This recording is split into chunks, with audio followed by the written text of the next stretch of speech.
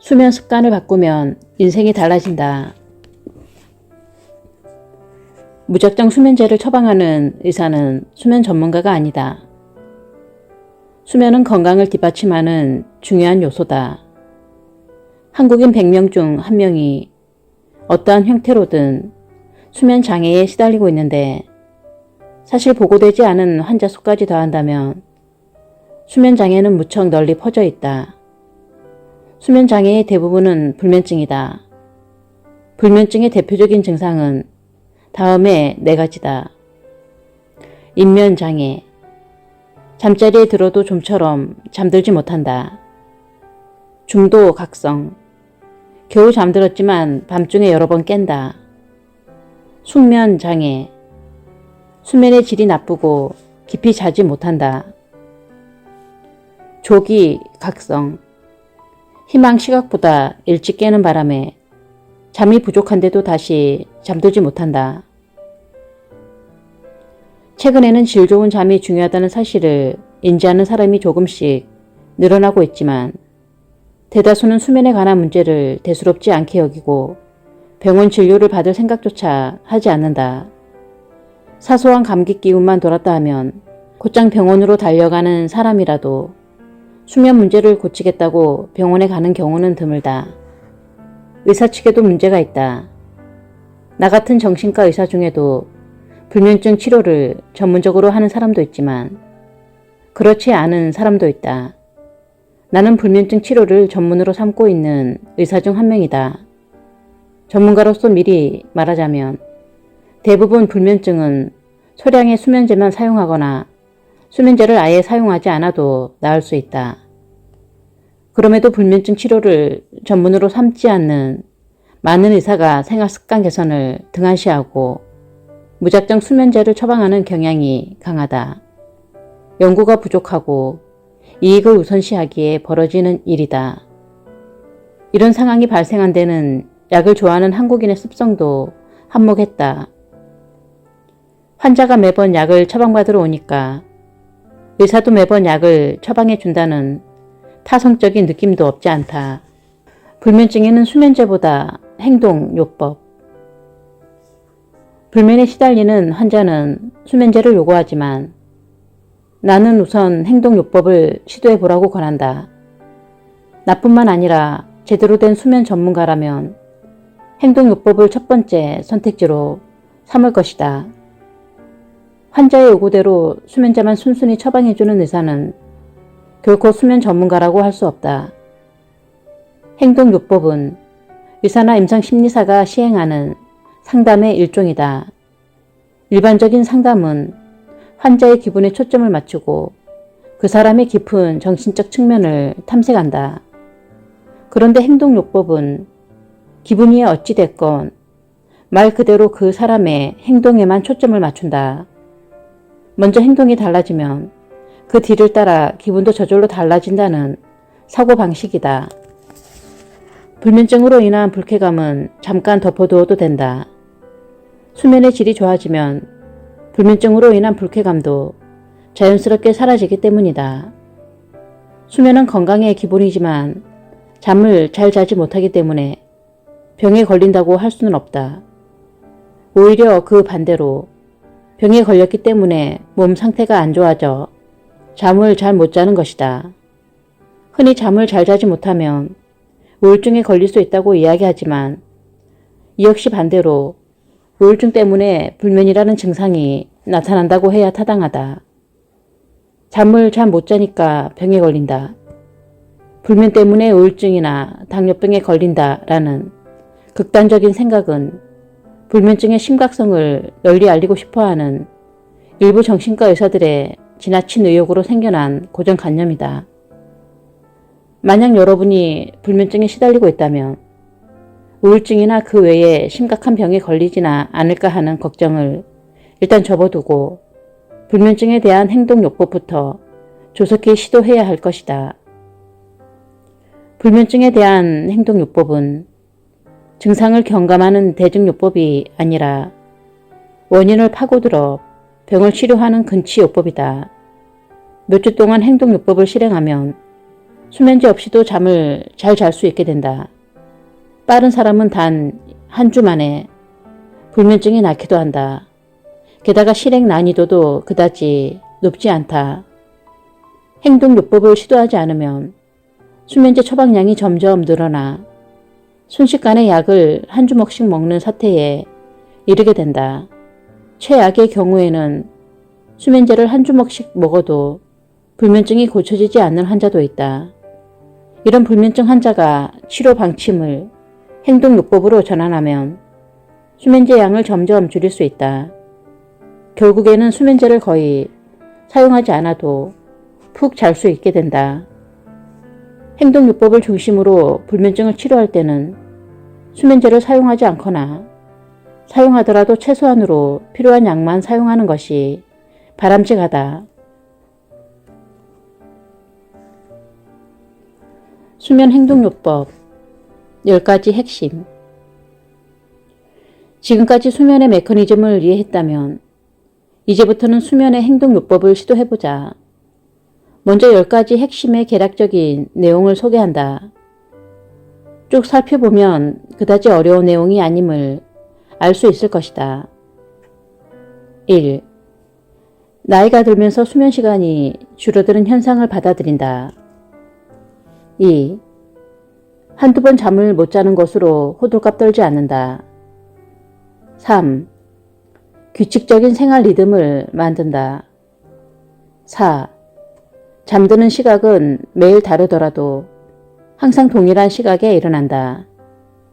5. 낮잠을 30분 이상 자지 않는다. 6. 온종일 빈둥대지 말고 되도록 신체를 움직인다.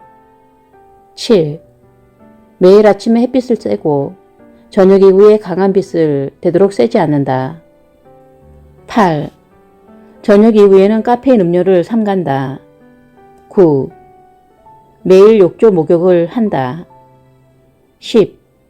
잠자는 시각에 집착하지 않는다. 위의 행동요법을 실시하지 않으면 수면제를 아무리 늘려도 좀처럼 잠들 수 없다. 스스로 변화하려는 노력을 포기한 채 의사나 수면제에만 기대려는 것은 남몰라라 하는 태도이고 너무나 무책임하다. 그 피해는 고스란히 자신에게 돌아온다. 그러면 이제부터 숙면을 취하기 위해 실시해야 할 위의 행동요법에 관해 하나하나 설명하겠다. 수면 행동요법의 각 핵심에 관한 설명. 1. 나이가 들면서 수면 시간이 줄어드는 현상을 받아들인다. 필요한 수면 시간은 나이에 따라 달라진다. 젊었을 때는 몸과 마음이 활발히 활동하기 때문에 피로 해소를 하려면 그만큼 긴 수면 기간이 필요하다. 그래서 10시간이든 12시간이든 아무렇지도 않게 잘 수 있는 것이다. 나이가 들면서 몸과 마음의 활발한 활동량이 줄어든다. 나는 젊었을 때랑 아무것도 다를 게 없어 라고 허세를 부려봤자 세포 수준에서의 활동량은 확연히 떨어진다. 그래서 젊었을 때처럼 오랜 시간 숙면을 취할 수 없다. 그것은 나이가 들면서 발생하는 생리적 현상이며 기미나 주름과 마찬가지로 묵묵히 받아들일 수밖에 없다. 기미나 주름이 자연스러운 노화 현상일 뿐 병이 아니듯이 젊었을 때처럼 잠자지 못해도 불면증이 아니다. 낮 동안에 참을 수 없는 졸음이 쏟아지는 일이 없고 활동에 지장도 없다면 필요한 수면 시간을 확보하고 있다고 받아들이면 된다.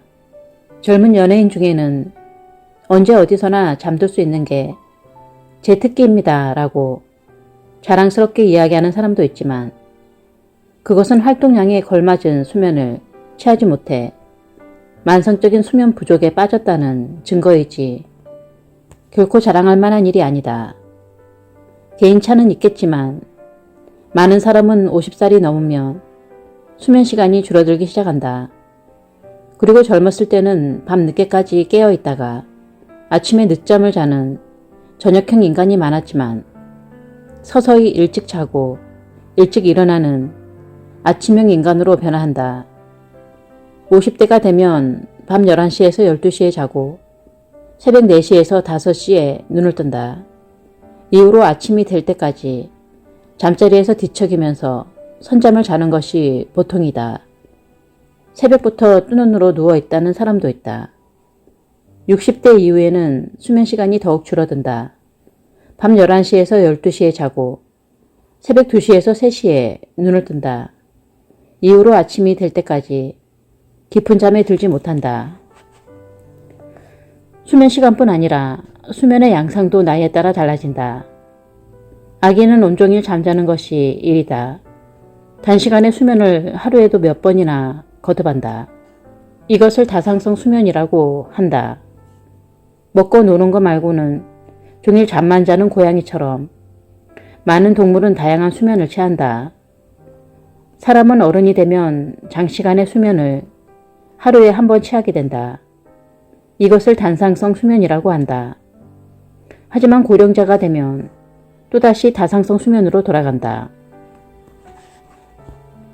단상성 수면의 일회당 수면은 깊지만 다상성 수면의 일회당 수면은 얕다.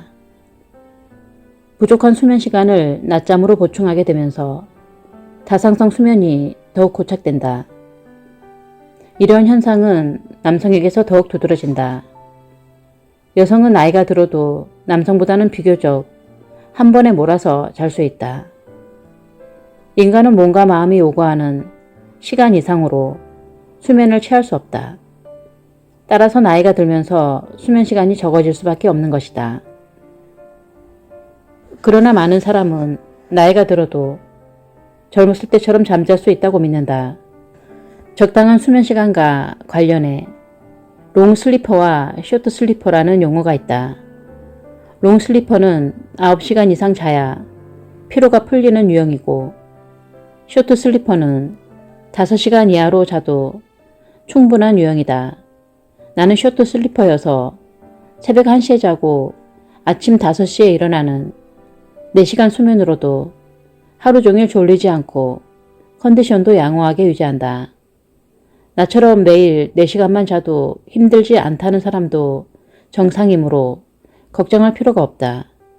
낮 동안에 졸음이 쏟아지지 않고 활동에 지장이 없다면 충분한 수면을 취하고 있다고 생각하기 바란다. 2. 한두 번 잠을 못 자는 것으로 호들갑 떨지 않는다. 오랜 시간 숙면을 취하지 못하더라도 하물며 일주일에 한 번쯤 밤을 새우더라도 일상생활이나 건강에 커다란 지장만 없다면 괜찮다. 혹시 불면증에 걸린 게 아닐까라고 심각하게 생각하다 보면 불면증에 걸리면 어쩌지 라는 걱정이 싹트고 불면증에 걸리고 싶지 않아 라는 초조함으로 변모한다. 이런 사고의 악순환이 진짜 불면증의 발단이 될 수 있다. 한두 번 잠들지 못하는 날이 있더라도 호들갑 떨거나 신경 쓰지 말아야 한다. 이 정도로는 결코 불면증으로 발전하지 않기 때문이다. 성실한 회사원은 내일 절대 실수해서는 안 되는 프레젠테이션이 있으니까 지금 당장 잠을 자야 일에 지장이 없어 라고 초조해하기 마련이다. 이렇게 초조해지면 오히려 잠을 더 못 자게 된다. 인간은 불안과 근심이 있으면 잠들기 어려운 법이기 때문이다. 하룻밤 정도 잠을 못 자는 것으로 호들갑 떨지 말자. 불안과 걱정에 사로잡히지 않는다면 불면증은 찾아오지 않는다. 3. 규칙적인 생활 리듬을 만든다.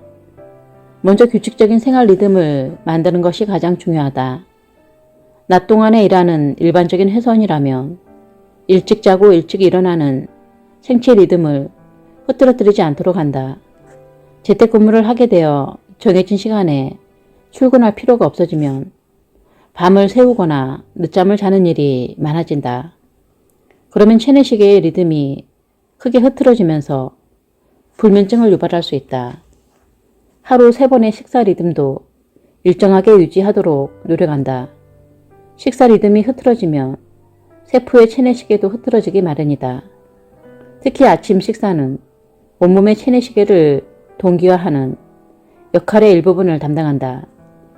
새끼 식사는 대략 5시간마다 하는 것이 좋다. 아침 식사를 하고 나서 5시간 후에 점심 식사를 하고 그 5시간 후에 저녁 식사를 한다.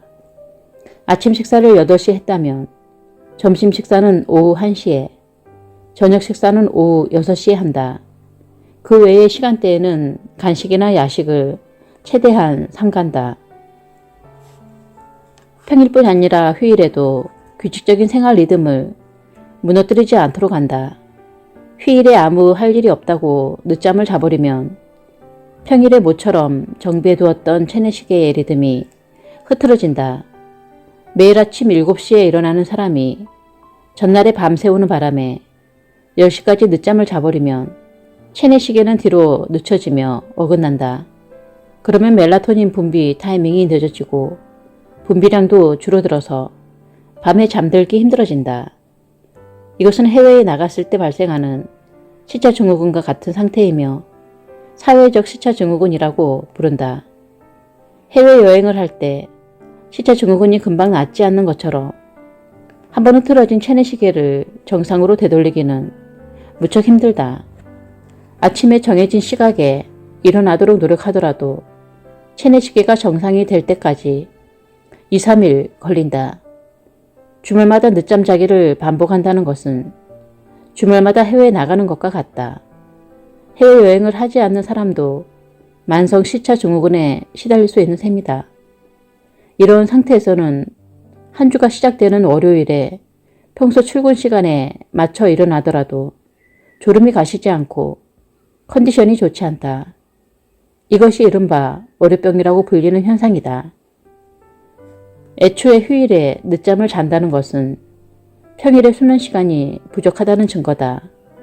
휴일에 늦잠을 자지 않아도 문제없도록 평일에 수면 리듬을 제대로 갖추어야 한다. 휴일에 늦잠은 1시간 이내로 억제하는 것이 좋다. 1시간 정도의 늦잠으로는 체내시계가 크게 흐트러지지 않기 때문이다. 4. 잠드는 시각은 매일 다르더라도 항상 동일한 시각에 일어난다. 규칙적인 생활 리듬을 만드는 첫걸음은 아침마다 동일한 시각에 일어나는 것이다. 첫날 밤에 몇 시에 잠들었든 아침에는 꼭 정해진 시각에 일어난다.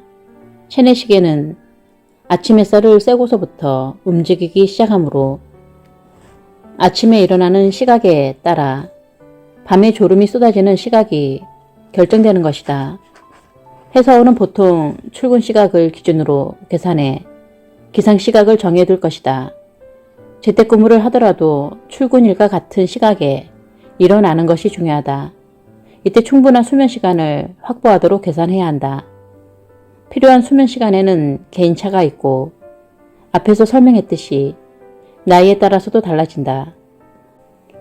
한창 일하는 나이인 20에서 40대는 평균 수면 시간이 6시에서 8시간일 것이다. 어찌됐든 간에 졸음이 쏟아지거나 업무 능력이 떨어지지만 않는다면 괜찮다. 오전에 하품이 나오는 것은 수면 시간이 부족하다는 신호다. 기상 시각과 그에 따른 취침 시간을 조정해 낮에 졸음이 느껴지지 않을 만큼의 수면 시간을 확보하자. 5. 낮잠을 30분 이상 자지 않는다. 무심코 낮잠을 자버리면 밤에 졸음이 쏟아지지 않아 잠들기 힘들어진다. 소파에 누워 몇 시간 자는 것만을 낮잠이라고 생각하는 사람이 많지만 사실 책상에 엎드려 잠깐 자는 것도 낮잠이다. 밤에 푹 자려면 낮잠을 되도록 피해야 한다. 밤에 잠이 안 온다고 불평하는 고령자 중에는 알고 보면 낮잠을 길게 자는 사람도 적지 않다. 점심을 먹고 나서 오후 2시쯤에는 누구나 졸음이 쏟아지기 마련이다. 흔히 점심에 먹은 음식을 소화하기 위해 혈액이 내장으로 몰리고 그만큼 뇌의 혈액이 부족해지기 때문에 졸음이 쏟아진다라고 말하지만 그것은 잘못된 속설일 뿐이다. 그런 논리라면 아침 식사 후에나 저녁 식사 후에도 졸음이 몰려와야 할 테지만 실제로 그렇지 않다. 점심시간 후에 졸음이 쏟아지는 이유는 체내시계의 작용 때문이다.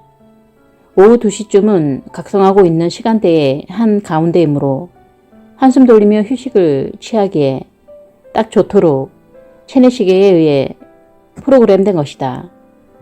오후의 졸음은 쫓으려면 30분 이내에 낮잠을 자는 것이 효과적이다. 30분 이상 낮잠을 자버리면 밤에 잠드는데 지장이 생기지만 30분 이내라면 그럴 염려가 없다. 30분 이내의 짧은 낮잠은 영어로 파워 냅으로 불리며 머리를 맑게 하고 생산성을 높인다. 업무 능률이 높아지면 하루 일을 얼른 끝내고 일찍 퇴근할 수 있으므로 긴 수면 시간을 확보하는 데 도움이 된다. 늦은 시각에 낮잠을 자면 아무리 짧은 낮잠이라도 밤에 잠드는 데 지장을 초래하기 때문에 낮잠을 자려면 오후 4시 이전에 자는 것이 좋다. 6. 온종일 빈둥대지 말고 되도록 신체를 움직인다.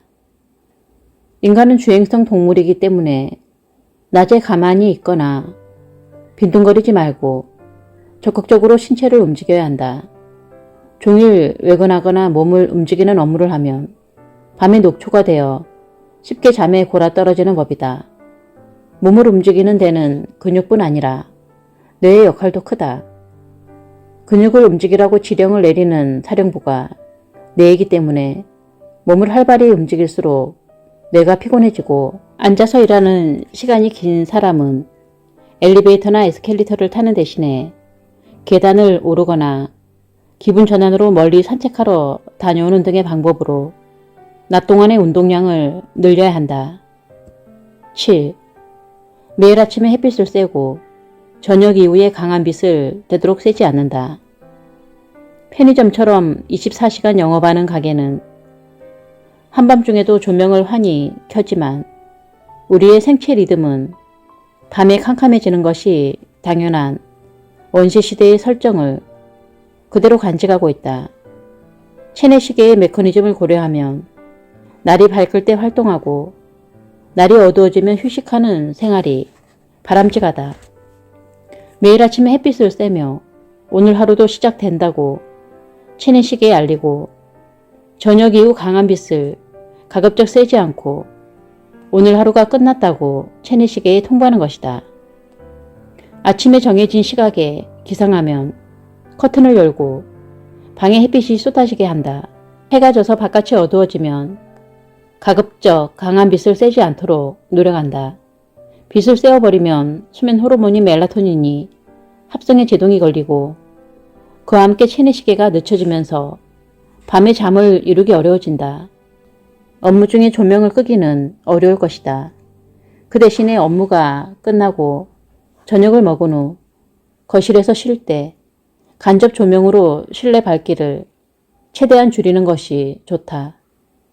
스마트폰, 컴퓨터, 태블릿 등이 발산하는 빛은 자칫 등한시하기 쉽다. 이 빛은 자외선과 비슷하게 파장이 짧고 자극이 강한 블루라이트가 포함되어 있어서 가까이에서 장시간 쐬면 멜라토닌 분비량이 떨어질 우려가 있다. 긴급할 때가 아니라면 밤 10시 이후에는 스마트폰이나 컴퓨터를 보지 않는다는 규칙을 정하고 지켜야 한다. 깜깜한 침실에서 침대에 누워 스마트폰을 만지작거리는 것은 절대 금물이다. 8. 저녁 이후에는 카페인 음료를 삼간다. 카페인은 뇌 속에서 흥분을 억제하는 메커니즘을 방해해서 강한 각성작용을 발휘한다. 카페인은 섭취한 후 3시간가량 효과가 지속된다. 개인차가 있기 때문에 어떤 사람은 각성작용이 4시에서 5시간이나 지속되어 잠을 이루지 못하기도 한다. 카페인에는 이뇨작용도 있다. 밤에 잠자기 전에 카페인 음료를 마시면 밤중에 소변이 마려워 잠이 깨버리기도 한다. 카페인의 작용을 고려하면 저녁 이후에는 커피 같은 카페인 음료를 삼가야 한다. 식후에 마시는 음료로도 디카페인 커피, 생수, 무당 탄산수, 보리차, 루이보스차 등이 좋다. 카페인은 커피에만 들어있는 것이 아니다. 코코아, 콜라, 녹차, 홍차, 우롱차 등에도 카페인이 꽤 들어있다. 야근의 피로를 풀기 위해 피로 해소제나 에너지 음료를 마시는 습관이 있다면 조심해야 한다. 이러한 음료에도 카페인이 많이 함유되어 있기 때문이다. 9. 매일 욕조 목욕을 한다. 여성보다 남성은 욕조 목욕을 귀찮아해서 그냥 샤워로 때우려는 사람이 많은 것 같다. 특히 바쁜 회사원은 욕조에 물 받는 시간조차 아까워서 욕조 목욕을 안 하려는 경향도 있다. 그러나 불면증에서 해방되고 싶다면 매일 욕조 목욕을 하는 것이 좋다. 욕조 목욕의 목적은 체표의 체온을 올리고 심부의 체온을 낮추는 것이다. 우리가 체온계로 재는 피부 체온과 뇌의 온도인 심부 체온은 최대 2도까지 차이가 난다. 심부 체온은 피부 체온보다 약 2도 높은 것이다. 그리고 인간은 심부 체온이 낮아지고 피부 체온이 높아져서 양쪽의 차이가 줄어들수록 졸음이 강해진다. 체내시계와 자율신경의 작용으로 심부 체온은 저녁 이후에 완만하게 떨어지기 시작한다. 또한 잠들기 약 90분 전에 욕조 목욕을 통해 피부 체온을 높이면 심부 체온과 피부 체온의 차이가 줄어들어 목욕으로 일단 올라간 심부 체온이 반동으로 내려가는 타이밍에 쉽게 잠들 수 있다. 욕조 목욕을 할 때는 42도 이상의 뜨거운 물이 아니라 40도 이하의 미지근한 물에 들어가는 것이 좋다.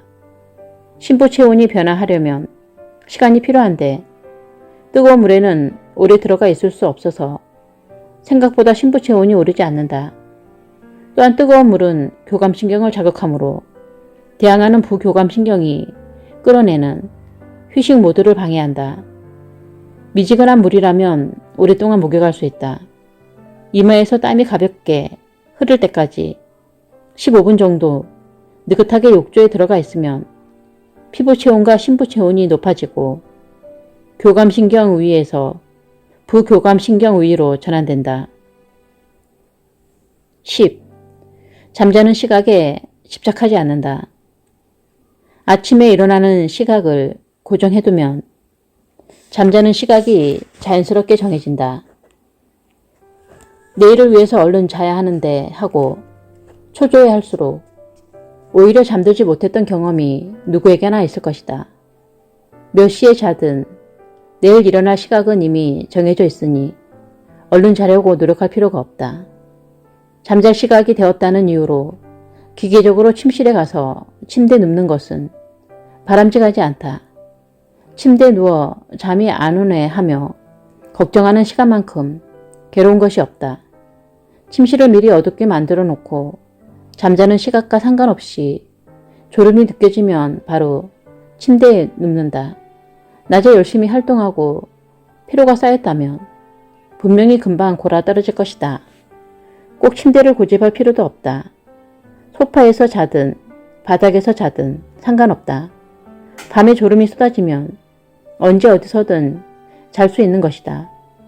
매일 밤마다 소파에서라도 편히 잘 수 있다면 자신감이 붙고 불면증이 완화될 것이다. 그리고 조만간 침대에서 제대로 된 숙면을 취할 수 있을 것이다.